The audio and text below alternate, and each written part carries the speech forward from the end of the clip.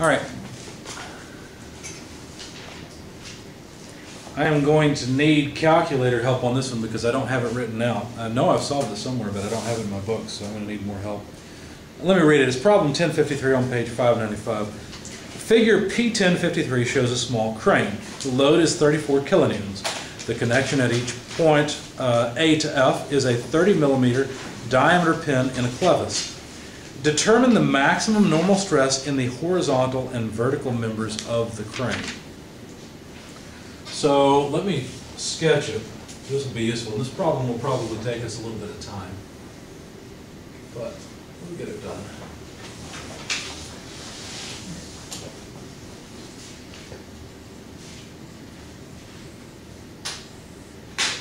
So we've got a pin joint there essentially. Pin joint here. So I'll put that one in front. We've got a load out here. What was it? 34 kilonewtons.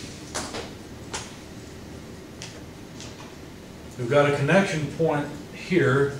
This one's D, this one's E, this one's C, this one is F, and there's also a connection point up here, A. There's a wire between A and E, and a wire that goes down to ground at another pin labeled B.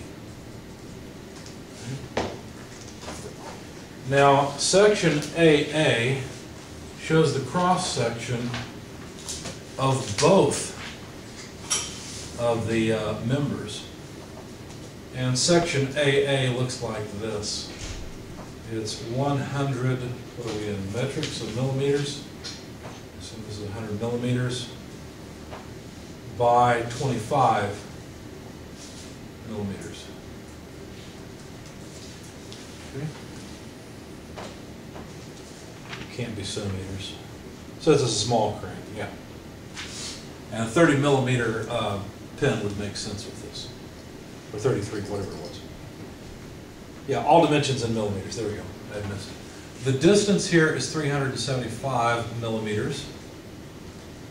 The distance from here all the way back, really, I think they took it to the center line, yeah. That distance is 1,800 millimeters. And then the height from the pin up, it's going to get messy quick. That distance is 1,650 millimeters. And the distance between C and B is 900 millimeters. A and F have a distance of 600 millimeters. I think that's everything. So basically all they want to know is the maximum normal stress in the horizontal and vertical members of the crane. Now when they say maximum normal stress, what are they talking about? Might there be some shear?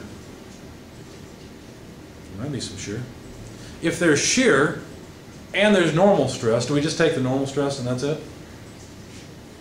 No, remember we can plot. If we find a stress element that has normal stress and shear stress, we can plot that as a point on Moore's circle. In fact, we can get 2 points on Moore's circle and define the circle. Then we can find the principal stresses, which would be the maximum normal stresses. When they ask for maximum shear stress, it's usually pretty obvious they're talking about using Moore's circle to combine normal stress and shear stress into a larger shear stress, right, called the maximum shear stress. But when they say maximum normal stress, you may not think to combine it with shear stress. So let's find out if there's any shear and see what we can do. So what we have to do now is use statics to solve for the forces in all of this, right? So that'll be part of the problem. We might even pause the video and take a break at that point, and then do a part 2 where we use the forces in the beams to calculate the stresses. Okay? So this is a decent sized problem. All right, so I'm going to start off by calculating probably the load in these wires. That would be helpful. And once I get the load in the wires, then I can replace the wires with point loads in each of the beams.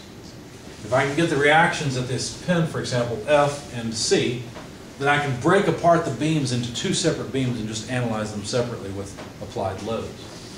Okay. So how do we solve in statics? How do we solve for all these forces that we want? The dreaded free body diagram, right? Every time, free body diagram. So let's start off with a free body diagram, I guess, of the horizontal member. And we may as well solve the vertical member. You know what? We'll do that we'll do that later. We may have to, we can solve the horizontal member first. So the known load is a 34 kilonewton load. We know the direction of the tension. Let me call this T1 to distinguish it from the tension in this line. Okay? So T1, and the only other thing is that there are also reactions here. So let me set up a regular coordinate system as we usually would, x, y, and let me just call this f sub x, and we call this one f sub y. These are forces on the body. You have to be really careful when you make a free body diagram and remember that you're talking about forces on the free body. So now, could we solve for these? Well, I think we could. All we really need to do is take moments about F. If we do that, we'll get T1, won't we? Because T1 has a component in this direction that will counteract the moment caused by this 34 kilonewton load. Go ahead. We use the distances given on the diagram, 600 and the 1800 to get the angle at which the moment's in tension. Well, I don't think it'd be 1800. It'd be 1800 minus 375, wouldn't it? Yeah. Yeah, so you're right. There's a geometry triangle right here.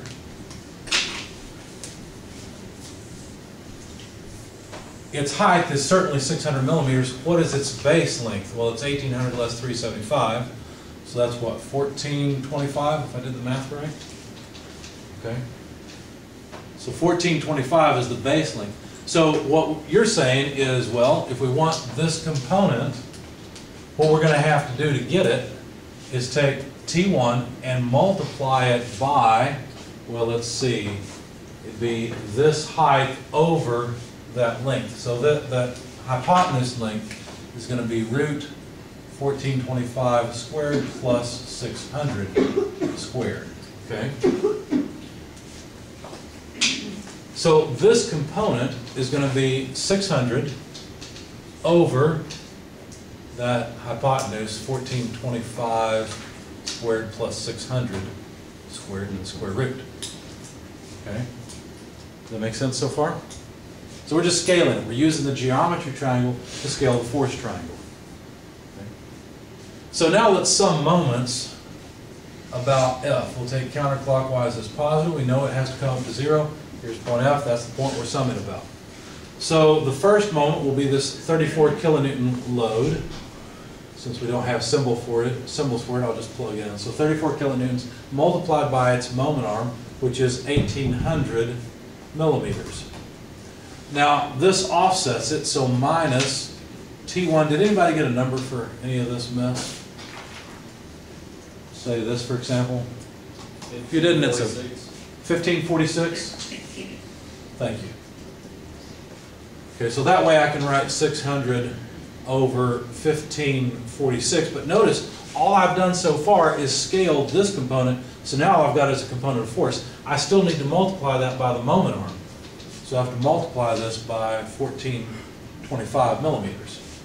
So now we can solve for T1, and it'll come out in kilonewtons. Because notice this is dimensionless, right? This 600 over 1546 is a dimensionless thing. What we're doing is scaling and getting a component of the tensile load. So solve for T1 if you would, or plug it into your calculator to solve for it.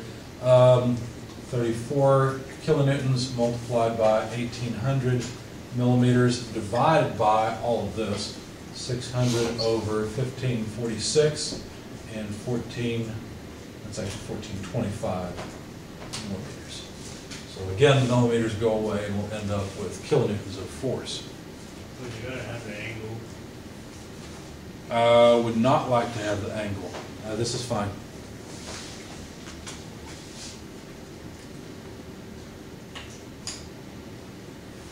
Once we got the hypotenuse, it's just as easy to use it. All right.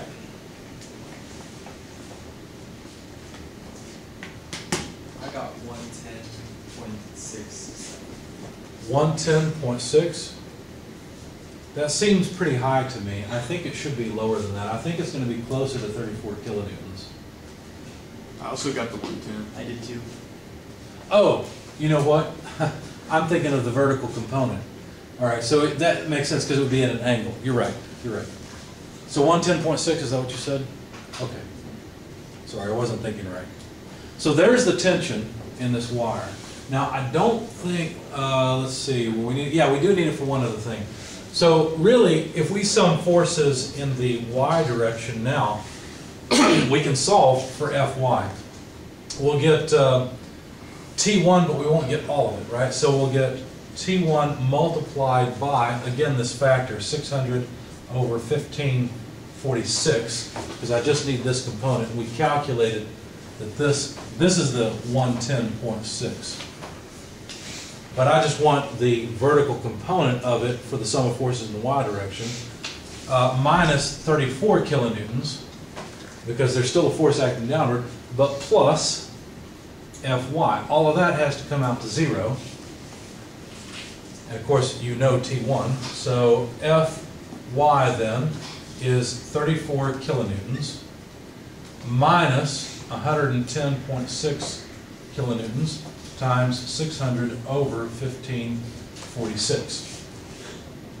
If you plug that into your calculators, that will give us Fy.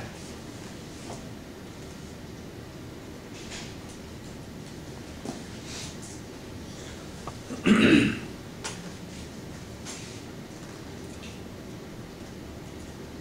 think it's going to come out, it's about a third. I can't tell. I don't know if it's going to come out positive or negative. It's going to be close to 0. Any numbers?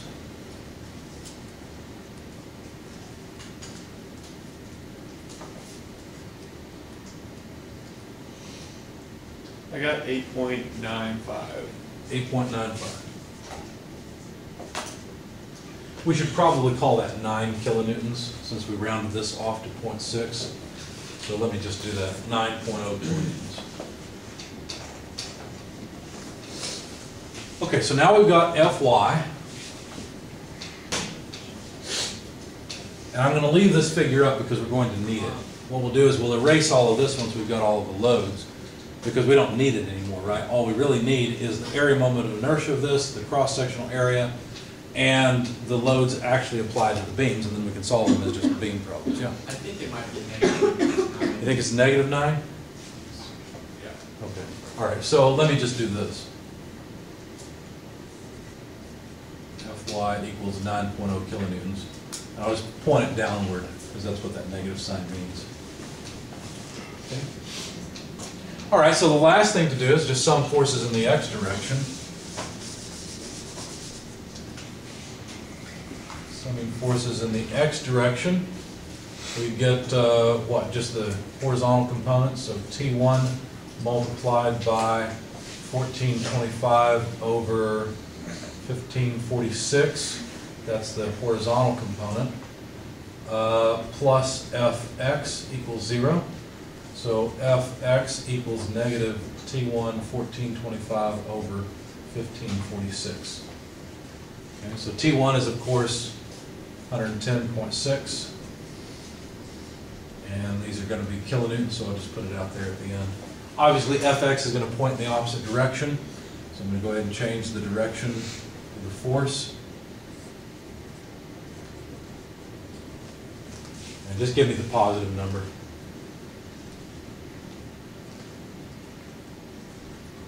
I got 102. 102? Thank you. That seems reasonable. It's going to come out close to 110. It's going to be a little bit less, so that seems reasonable. Okay, so there's the free body diagram and solution for the horizontal member. We don't care about anything else, right? It doesn't matter that it's set up this way. These are all of the loads applied to the beam. So now we can solve for whatever we want on that beam. Before we get too far ahead of ourselves, though, why don't we solve for the vertical member? So I'm going to put it over here and try to keep it out of the way, so I've got plenty of space to work. Now, for this member, we already know the tension. This is T1, isn't it? We know that. We know its magnitude. It's 110.6 kilonewtons. Okay. What else do we know? Well, we know something about the forces here. We know that at, let's see, this was A, we know that at F, there are equal and opposite forces here. In other words, there's Fx this way and Fy that way. And we already know their magnitudes. Right? The only thing we don't know is the tension here, T2. And we don't know the reactions at pin C. Call that Cy and Cx. Fortunately, we have three equations, three unknowns. We should be able to solve this. All right, so let's see. How shall we begin? I think probably summing moments would be best for getting T2. I think it's probably about the only way to start it. I've got a question. Yeah, sure, go ahead. Wouldn't the tension in the wire be the same all the way through? Yes, it is. Oh, I see what you're saying is, wouldn't this tension be the same? Yeah. I see. Not necessarily. It just depends on how you interpret this point. If you interpret this as a pulley with a wire going across it, then yes. But if that's not the case, if it's just rigidly attached, say with a ring basically, right, then the tension in this wire would be different. Okay. Now, do we actually have the freedom to change it? I mean, if we were to make this roll around, could the mechanism move? In other words, could you support it with a pulley? Actually, you couldn't, because what you're saying is now the tension in the two wires are equal, and think about it, this thing now has the freedom to move about, doesn't it? So inherently, I've already assumed that we've got two separate wires. Okay? Good question. I hadn't thought of that. Fortunately, I assumed right at the beginning. Okay, so let's sum moments about point C. We'll take counterclockwise as positive again. We get 0, hopefully, otherwise the thing moves. And this is going to be a little bit of a pain because we've got 1, 2, 3 forces that are causing a moment. So I think I'll have to add them vertically to have enough space. Anyway, we're going to have T1. It's going to cause a positive moment, but not all of it causes a moment. There's only a component of it. We need the horizontal component. And fortunately, we've still got the same geometry triangle. So this would be 1425 over 1546. And that would be the component of T1 that I've drawn here. Okay? But then I need the moment arm. So that's the distance from A to C. And that distance would be 600 plus 1650. So can I just write 2250? Is that okay? Break this off. Do you understand what I'm doing? Okay, so there's the moment of that component of T1. We need the moment of Fx, so we'll take Fx. Now, it's a negative, so let's make sure we note that. Fx, we know the value of it. I won't bother to write it, but we need the moment arm, which is the distance from F down to C, and that is 1650 millimeters. Okay? I forgot T2, but I need it as well. It's going to cause a negative moment, but I need just the horizontal component of T2. This is a separate geometry triangle. Let me show it to you. It's this one right here. See it? We know that the height of that geometry triangle is 2250 millimeters, because that's 600 plus 1650. We know the base, that was given, 900. So would you please calculate the hypotenuse here? Square root of 2250 squared plus 900 squared comes out to what? 2423. 2423, thank you. Now my diagram's getting pretty messy, so if you don't mind, I'm going to erase the equations that we used to come up with these numbers and just write in the numbers. 1446. Obviously, it's just right triangles, so this is pretty straightforward. So now, to get the horizontal component, that's this side, right? 900 over 2423. Now, someone said earlier, do you want the angle? You could go with the angle if you want. You could back calculate the angle and then use it with sine, cosine. That's fine. There's no problem. Once I've got ratios, though, I just use them. Anyway, this all should come out to 0. Now, we know T1, we know Fx, so I'm going to solve for T2 in one step, okay? I would take T2 to the other side, which flips the sign. But you gotta take T2 times the distance. Oh, thank you. You're right. That would help, wouldn't it? I need this times the distance of 2250. Thanks, I almost went off the rails. Okay, so now let's solve for T2. And all I would do is take the whole thing to the other side, which flips the sign, and then move these terms back. So 2423 over 900 and also over 2250 millimeters moves all these terms to multiply the other side. Now I'm running out of space, so I have to put the rest of the terms in parentheses. It would be T1, and T1 is 110.6 kilonewtons, multiplied by 1425 over 1546 times 2250 millimeters. And then this term would be a negative term, Fx, which is 102 kilonewtons, multiplied by 1650 millimeters. And we have to be careful because really I need all of this together. So what I want you to do is calculate this number first with your calculator, and then multiply by 2423, divide by 900, then divide by 2250. Okay? Once you do that, we will have T2.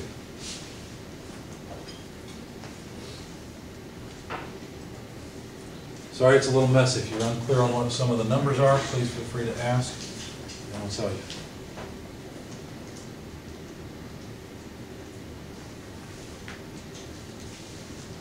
So the first half of this problem is just statics, isn't it?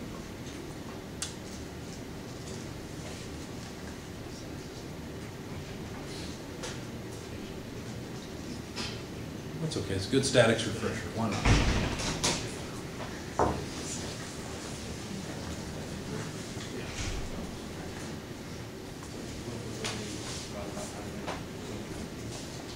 Hopefully we can solve this in the next 30 minutes. Hey, Professor, are you, when you go T2 equals 2423, This is a multiplier by all of that. That's why I have parentheses around it. And I should have an extra parenthesis there. Sorry.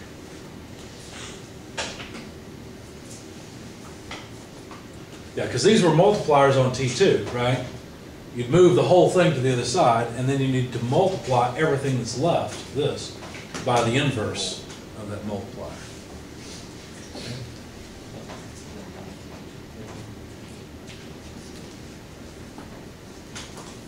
So 110.6 times 1425 over 1546 times 2250, less 102 times 1650. Then, multiplied and divided by those other numbers. It's going to be a boring video to watch. I've got 73. 73. Okay. Anyone agree with that? Yeah, I got that. Okay. So it sounds like the numbers are rolling in and they're all 73. Seems reasonable. Now, notice, I think Mr. Watkins said, well, wouldn't the tension be the same? Well, if they were the same, if we ran it over a pulley, we know from this that it would now move, right? Because there would be an imbalance of forces. Because our tension here would be a little higher, this would be a little lower.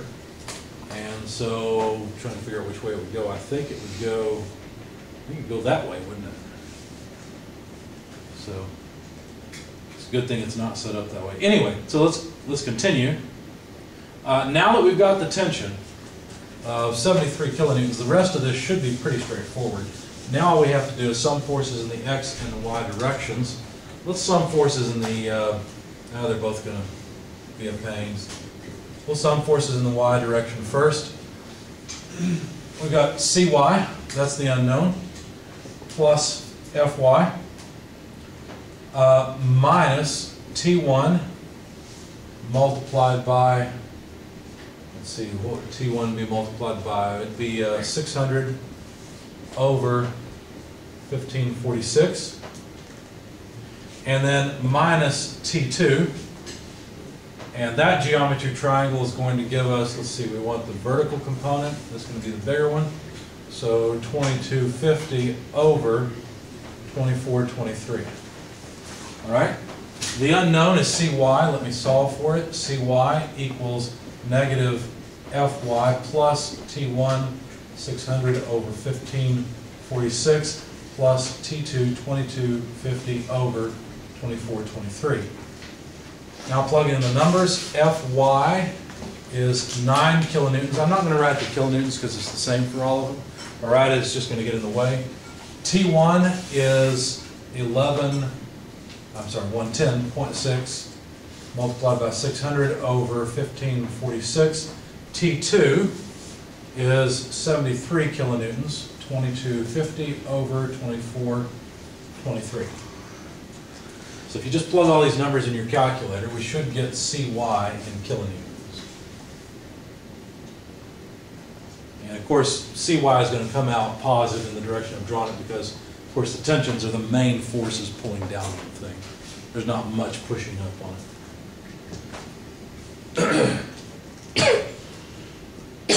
Excuse me.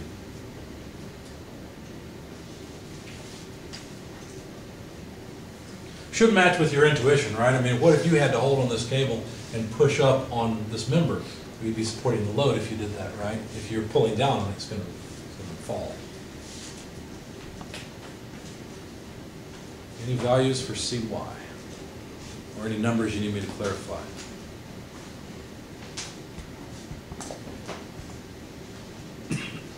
I got about 102. 102? Anyone second that? Yeah. All right. So Cy is 102 kilonewtons. Now let's sum forces in the x direction, and we'll be done with the statics portion.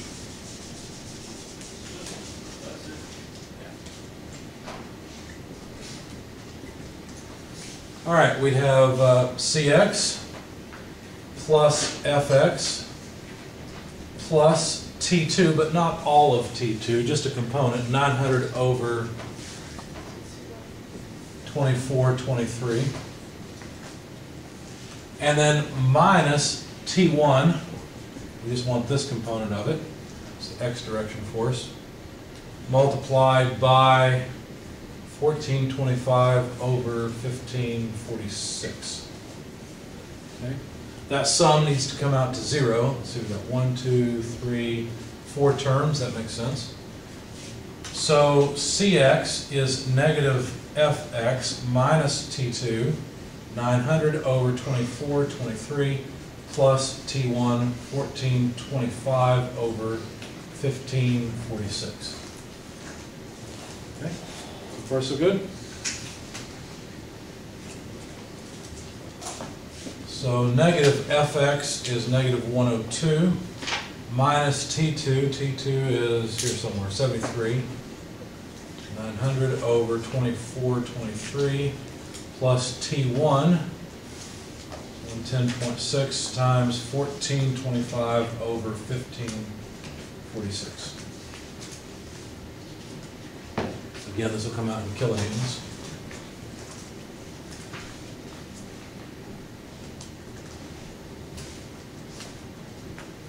The 102 is negative, the 73 is negative. The only positive term is T1.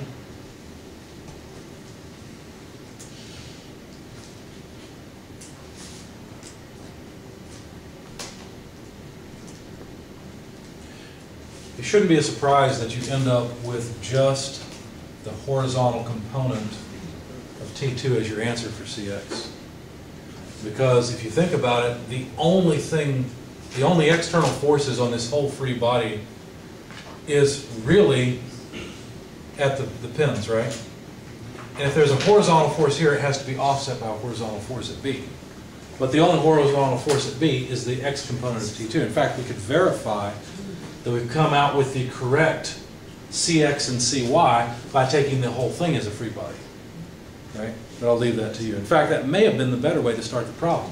If we'd taken the whole thing as a free body, we could calculate T2. Once we calculated T2, we still have to go through this member to get Fx and Fy and T1. In fact, at that point, would we have too many unknowns? Let's see. We know T2. We know these reactions. We could get Fy. No, we couldn't. I think we'd have too many unknowns, if I'm thinking right. So it was good that we started the way we did. Anyway, any numbers for Cx? I got negative 49.1. Negative 29.1. Let me just flip the direction. 29.1, and that's Cx in kilonewtons. Anyone second that? Let's double check it. Like I said, I've told you what the check would be. So since it's so easy, let's just do it. If we take T2 and multiply it by, well, let's see, we want the horizontal component, so 900 over 2423. What do we get? So this is just 73. That does make sense. Because 9 over 24, what? Not a half, a little less than a half, a little more than a third. 29. That number was wrong. Was it wrong? Okay. It's actually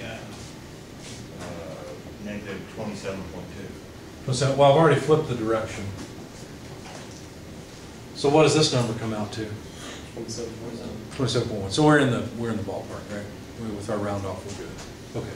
So now we've got all of our beams forces. That's the static parts. We don't need this anymore. We don't need it at all. All we need is that. That's it. Now we just have two beams to analyze. And it doesn't matter how they're oriented, right? We're not taking gravity into account. It doesn't matter. It might have been nice to have the angle here. Yeah, I'm still going to need that. The numbers were, let's see, let me just draw a real quick triangle. It was 900 on this side. This height was 2250, I think. What was this side? What was the hypotenuse of that triangle? 2423, I think? Yep. Okay. I don't want to forget that. The other one I've got written down here, so that shouldn't be a problem. All right. So now what? Well, now we need to solve the beam problem. Do you guys want a break before we go into the beam problem? All right. We'll take a break. There will be a part 2 of this video. All right, guys, we ready to continue? Me either, but let's do it anyway. Let's finish it off. I erased everything over here, and I realized I actually need the cross-section. I need some properties from it. And since we've actually moved into Chapter 11 already, and we're talking about buckling, this is something where you might get a little bit confused. Because, think about it. Remember the crane, the view that we had was, of the cross-section was something like this, right? Now, it's not obvious, but I would assume that this is 1,000 millimeters and this is 1,000 millimeters that we're looking at, right? That's the only thing that makes sense. If you turn the support the other way, you just put it into its weakest position, right? So I think we've got bending moments like this, not bending moments like this. Does that make sense? Okay. So I think what we want is the area moment of inertia about a horizontal axis here, not the other way around. So when I went to calculate the area moment of inertia, I realized I needed to discuss this with you. So I think the base would be 25 millimeters, the height is 1,000 millimeters, which we have to cube and divide by 12. So if you would, go ahead and give me the area moment of inertia. Yeah. It's 100. Yeah, it's 100. Your area was off. Oh, it's 100, not 1,000. Thanks. I thought it was 1,000. That would be a pretty odd ratio, though, wouldn't it? A meter or so by an inch. But as they were saying, that does change your overall area. Yeah, it does. There. Thank you. Keep me honest, guys. All right, so when you get an area moment of inertia, let me know. We'll write it down, then we'll move on. Excuse me.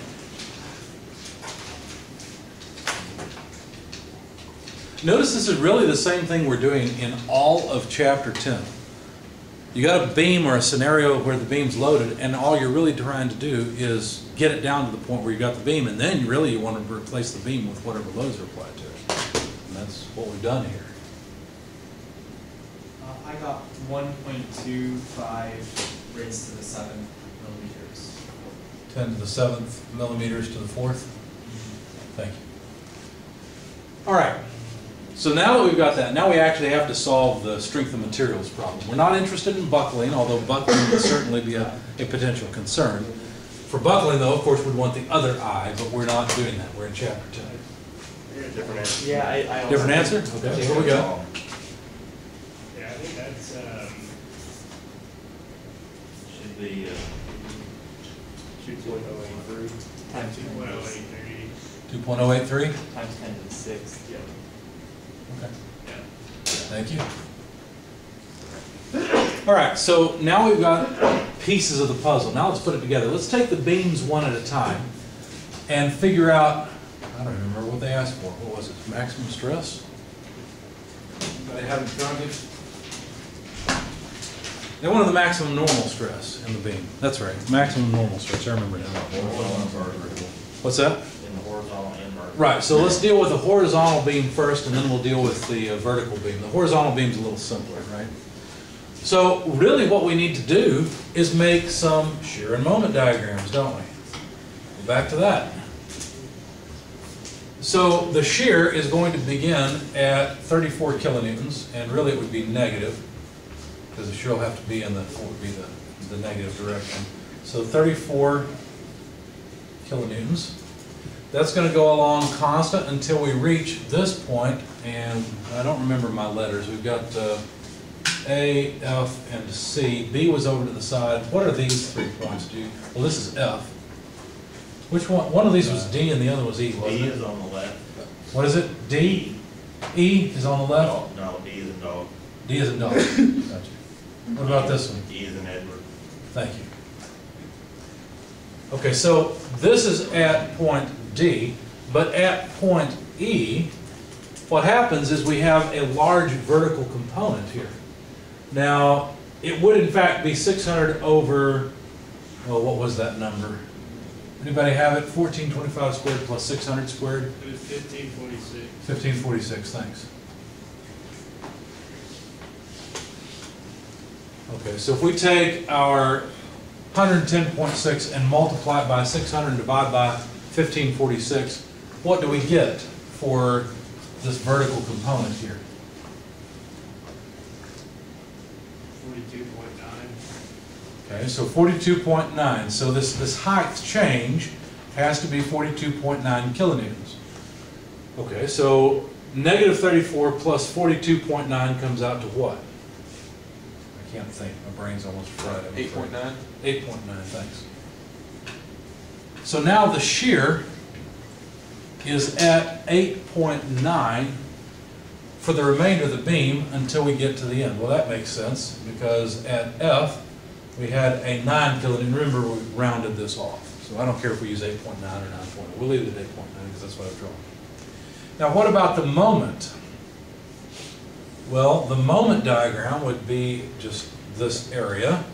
Right, so it's going to increase linearly and then decrease linearly. Now I hope that it comes out to 0 because there are no moments on either end of the beam. If it's not 0, I've probably done something wrong, right? So this area would be whatever the distance was, and I've closed my book, unfortunately. What was it, 375 millimeters, I think? So if we take 375 millimeters and multiply it by a height of 34, that gives us this area, which is the moment at this point. And I guess we'll leave it in kilonewtons millimeters. Kilonewton millimeters. 12,750. Okay. Now let's check and make sure we get the same result over here. So now we need the distance between F and E, and that distance was, let's see, it was 1,800 total. So that distance would have been 1425, right? So we need 1425 multiplied by, let's use the 8.9 rather than rounding it up and see what we get.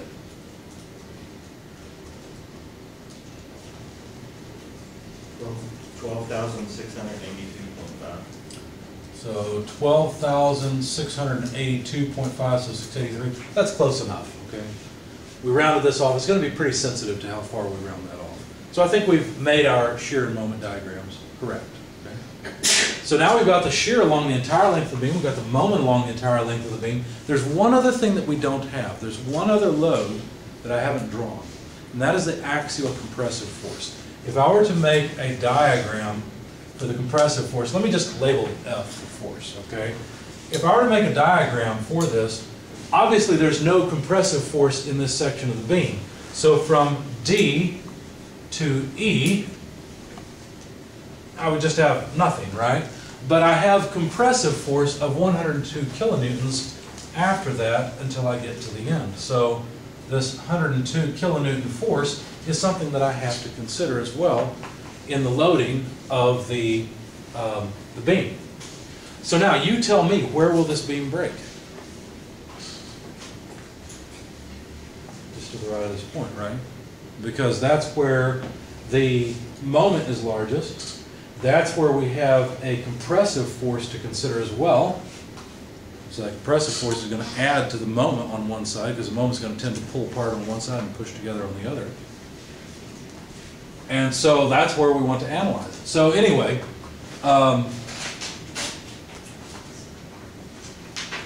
let's go ahead and try to come up with the stress at that point. So if I were to draw, let me draw the beam. I'm cutting it at point E. And let's consider what the various loads cause. This moment, let's see, how would the moment be? Well, it's a bending moment like this. Do you see it? Do you see how we're pulling down here, we're pulling down on this side, pushing up in the middle? So therefore, the top must be in tension, and the bottom must be in compression.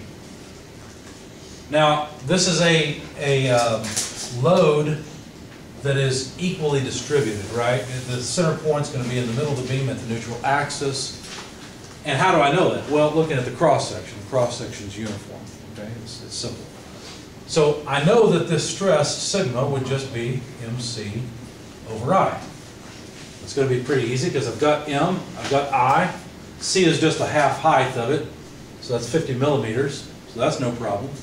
What other stress distribution would I have? Well, you might say, well, there's going to be some shear here. Well, the only thing is that the shear, whether you use 42.9, the 8.9, or the 34, depending on exactly which side of E you actually make your cut, the shear is going to be maximum in the center and 0 at the outer edges. So I'm not going to bother with that because I know it's the moment that's going to cause failure, not the shear. Right? Yeah, don't forget, guys, we ended 11:20, so if you need to go, I understand. I'm going to finish this off for the sake of the video. Okay? If you want to stay, that's fine. I do need a calculator help, so hopefully some of you can. In any case, excuse me,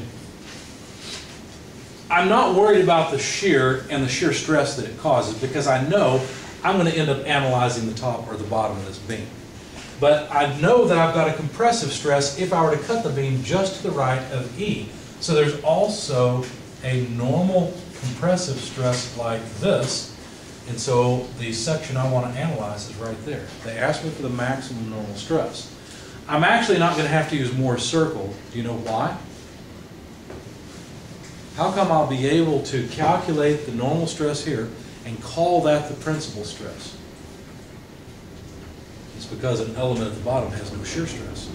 If you have an element, if I take this element right here and I pull it out and there's only compressive stress on it, no shear stress, that's the definition of the principal stress. One of the principal stresses is 0. The other principal stress will be whatever I get by adding these two stresses together. So this stress will be equal to just the force over area, where the compressive stress or the compressive force is 102 kilonewtons. So let's just go ahead and add them up. The total compressive stress would be F over A plus MC over I, but F is 102 kilonewtons. The area is 2,500 millimeters squared. Then plus the moment, 12,750, and that's kilonewton millimeters. divided by I, which is 2.083 times 10 to the 6 millimeters to the fourth. And then I have to plug C in as well. C is the half height, so that's 50 millimeters. Sorry, I ran downhill there. So I need 102 over 2,500, which is going to be practically nothing, right? Plus 12,750 times 50 divided by 2.083 times 10 to the 6. Of course, that 10 to the 6 is going to make the second term kind of small also. But let's see what we come up with. Plug it into your calculator, please.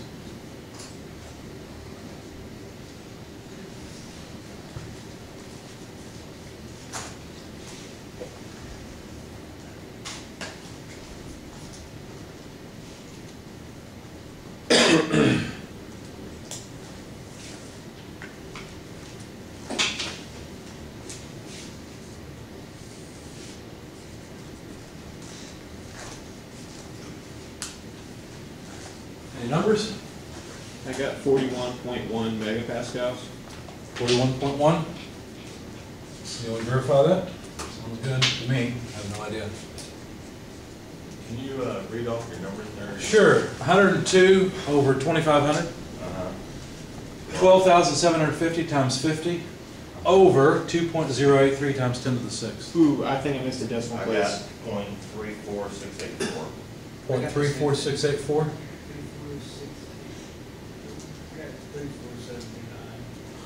We got a bunch of different numbers. What are all of them again? I got 0.34 also. 0.34. 0.468. We can all agree with 0.34. So the 3-4 is the right order. We just don't know if it's a point or not. Where the decimal is. 0.34. Okay, 0.3468. Okay. And those are megapascals. Are they? A kilonewton per millimeter squared is what? That's a gigapascal. Okay, so 347 or so megapascals. Now notice that stress occurs right here just to the right of E, right? So we found the maximum compressive stress or the maximum normal stress in the beam.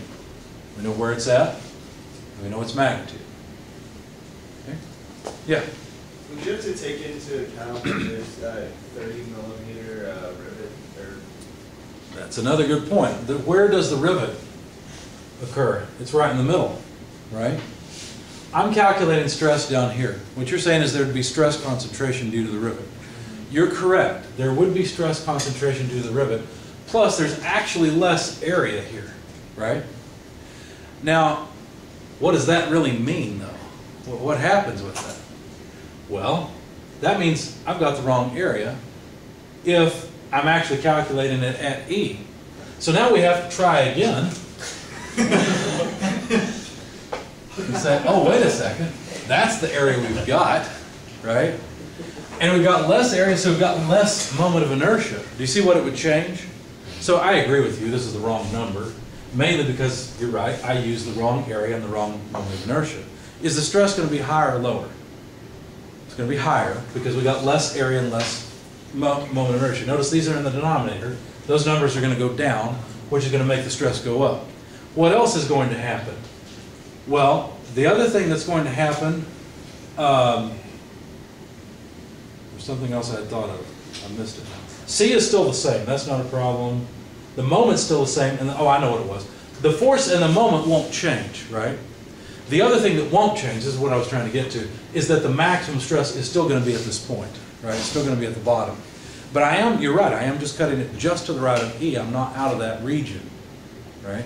What I was going to say, the other thing I was going to say, if you look at, let me draw this from the side. Let me expand it and draw it from the side. There's our hole, right?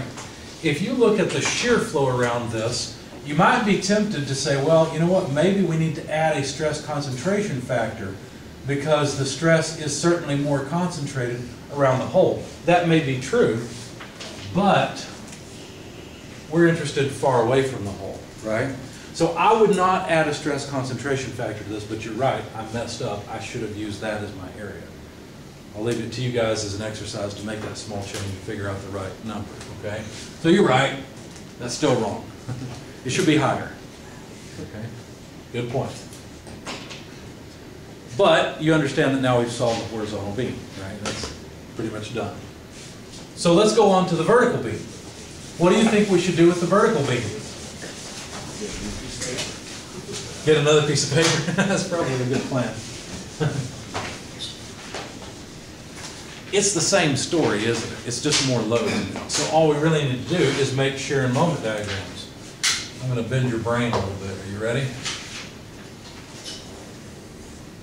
Shear and moment diagram. Why not? The beam's oriented that way anyhow, right? Why not do that? So where would the shear begin? Well, I think I would prefer to begin on this end. If I'm going to turn it, I may as well do everything differently. All right?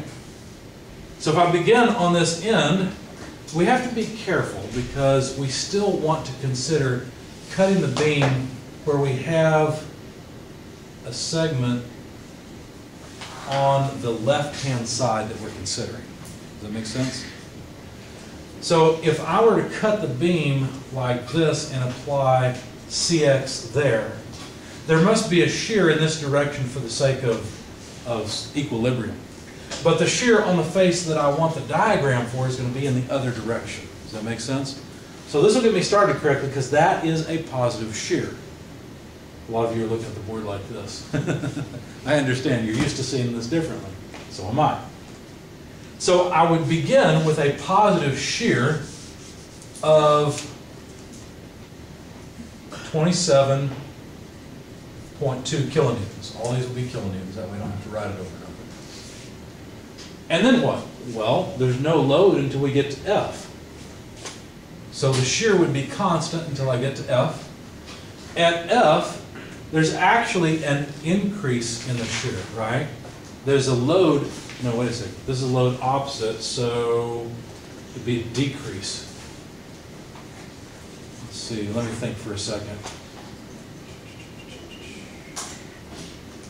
I got to think about it as coming from the other side. So if I do that, I'd move up. So yeah, I should decrease this and go down instead since I'm going backwards. So Fx, the magnitude of Fx is 102. So it'd be back here. This whole change is 102. So if I take roughly 27 from 102, that'd be what, 70 something? 73, 75? 75. So 75 or so. Now that's 75 on this axis. Let me pull it back a little bit. It won't be to scale, but 75 or so. So hopefully the combination of the horizontal components of T1 and T2 comes up to 75. Otherwise I've done something wrong. Okay? So let's find out. So we want 110.6 kilonewtons, but we only want the horizontal component of it. And that would be what be the horizontal piece, and I don't remember that number. Oh, here it is, 1425. So it'd be 1425 over 1546. So that'd be the horizontal contribution from T1, and we'd need to take the difference for the contribution from T2. T2 is 73 kilonewtons. We want the horizontal component there, so that's 900 over 2423.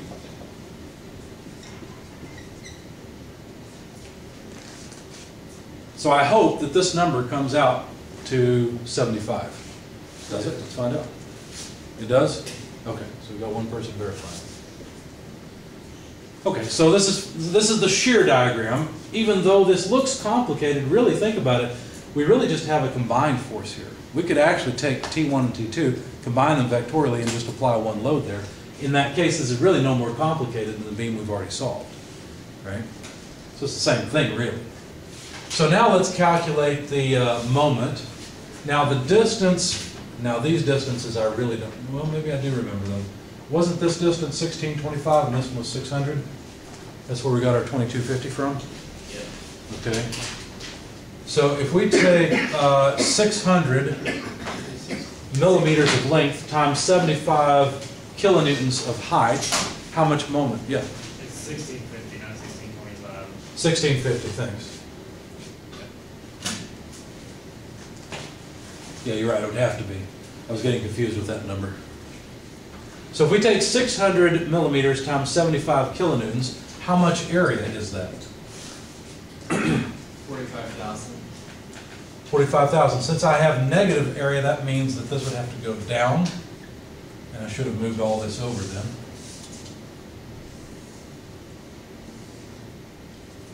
So 45,000 kilonewton millimeters.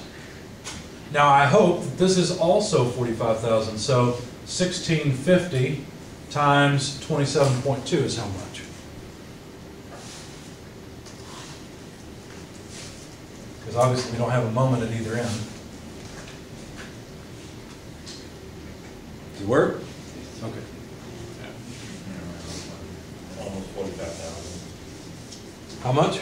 Almost 45,000. 45,000 or 4,500? Did I write this wrong? Was I supposed to write 45,000 here or 4,500? Yeah, 45,000. Okay, my fault. I wrote 4,500. Thanks. Okay, well now what? Well now we do the same thing we did before, right? This is really the same thing.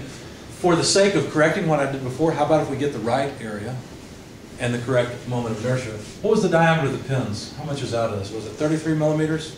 30? So nice round 30. So that means that on either side, we're going to have a distance, let's see, it was 100, so 30/70 is 35 on either side. So the area is going to be down by 30% actually of this. So 25,000, give me 70% of 2,500, how much is it? 0.7 times 2,500 will give us the correct area. Or 70 times 25. 1750. How much? 1750. Thank you. Now to get the moment of inertia, you might say, oh well crap, we're going to have to use a parallel axis there and this is going to be a pain. Actually, we can do it pretty easily. Consider it as one we already have the moment of inertia for, minus the area that's missing. Right? That's all we really need to do. So this one is going to be 30 millimeters by 25. I for that would be 25 times 30 cubed over 12. And this is negative area, right? It's negative inertia. It's inertia we're taking out of it. So give me the number here.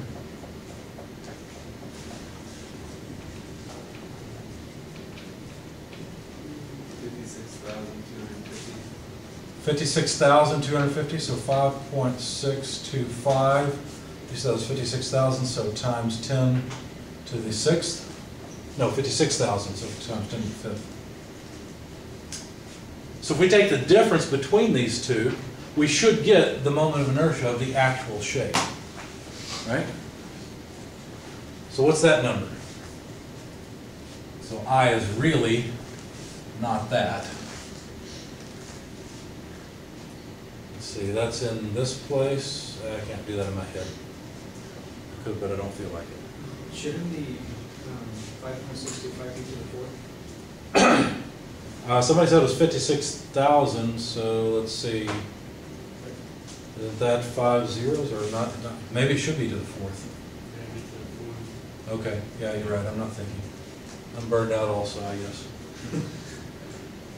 It's the end of the semester blues. We're all singing. Well, that's even easier. That makes it about what? 2.03. Well, 2 something, 2.9 maybe, something like that. 2.6. Okay. So 2.026 times 10 to the 6th. Yeah. And that would be millimeters to the 4th. Okay. So now that we've got that, it's really the same story that we had before, but now let's see, Fy. This is interesting. We've got Fy equal to 9 kilonewtons here, pulling up on it, and here we've got a force of 102 kilonewtons, right? So there's no force in this section. Let's see. No, there is force in this section. There's compressive load. So really, it's the sum of these two. It's the 9 plus 102 that in this section will give us a larger compressive force. So if I were to draw the compressive force as well, the diagram would look something like this. We'd have 102 kilonewtons of compressive load. And then when we go up to F, we'd actually increase it by 9 more. So that's 111 kilonewtons. And then, of course, the vertical components of T1 and T2 should add up to 111, but I'll let you verify that on your own if you want. Okay. So our compressive force is actually higher on this side of F rather than this side. So for the same reason as in the horizontal beam, I'm not really worried about the shear, because the stress profile that it generates, let me draw the beam and cut it just past point F, but not so far that I'm not in the hole anymore, okay? So the stress profile from the shear stress is going to be something like that, right? It's a parabola. It's maximum in the center, minimum. And of course, since we have no material there, it's going to cut off to 0. But still, we're only interested in these outer fibers because that's where the moment is going to cause its biggest problem. Okay, so let's finish this off. We're almost done. So really, this is what we've got, something like that. And what's going to happen is the moment, which, look at it, we've got CX pulling this way, FX pulling this way, and the sum of the tension pulling this way. The moment's acting like this, so there's going to be tensile stress on the outside and compressive stress on the inside. It's going to decrease. It will not go to 0 at that hole. The reason this hole doesn't matter that much is because excuse me, the bulk of the load, or the bulk of the stress, is in an area where the stress is highest, right? So it generates the load necessary, the moment necessary, fairly easily. Another way of saying this is if you want to make a hole in the beam, put it in the middle of the beam. That's the best place for it. Yeah? The corrected stress up there. Oh, you got the right number here? Yeah. Okay. It's 0.3729. How about if we say 372 megapascals? Thank you. Okay, so over here we're going to have that stress profile, but we're also going to have a stress profile from compression.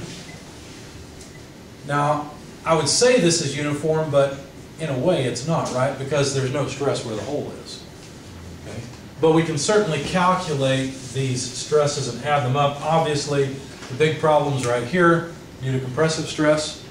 So let's just add it up. The compressive stress at that point is going to be negative F over A minus MC over I.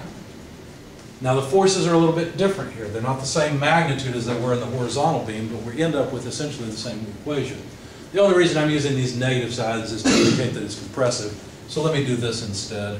I'll put a C on it to indicate that it's compressive. And I'm calculating the stress right there. Okay? So now the force, the compressive force, I've just erased, but it was 111 kilonewtons. Our area, now the correct area, is 1750 millimeters squared. I'm going to get rid of, let's see, I can remember that that was 45,000. That's all I really need. So plus 45,000 kilonewton millimeters multiplied by C. C is again the distance from there to there. That's going to still be the half width, so that's still 50 millimeters.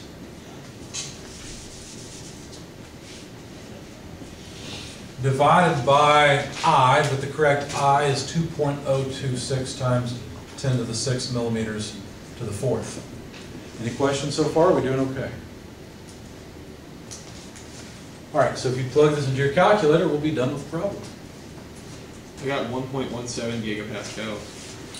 1.7 gigapascal. Sounds reasonable to me. Anybody second that? Yes. Okay, so our moment, I think, is probably higher now than it was last time. What was the moment last time? 12,000. 12,000. Yeah, so higher moment, higher compressive force, less area. Makes sense. Whew. We did it. Any questions?